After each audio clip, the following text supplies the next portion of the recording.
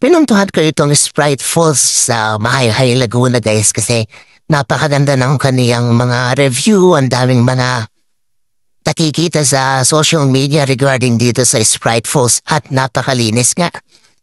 Ang ginawa ko muna ay talagang pumunta muna ako sa Sprite Falls and then pagtapos ko, pagbaba ko, di ko napansin itong ilog ng una. So yan no, ang linis guys. Ito yung agos na ng Sprite Falls guys pababa.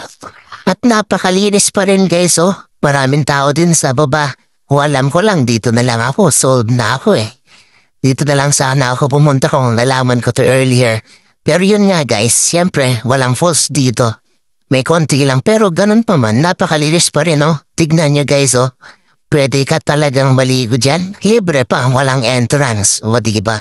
Baba ka lang dyan no. Ito yung, ang kinalalagyan ko ay yung Dalatiwan Bridge. Baba ka lang dyan. Yan na yan. Ang linis guys oh. Parang kakaiba nga talaga guys dito.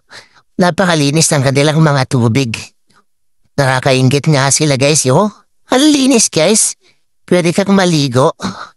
Ang saya dito. Tara guys, puntahan nyo dito guys. Sprite Falls.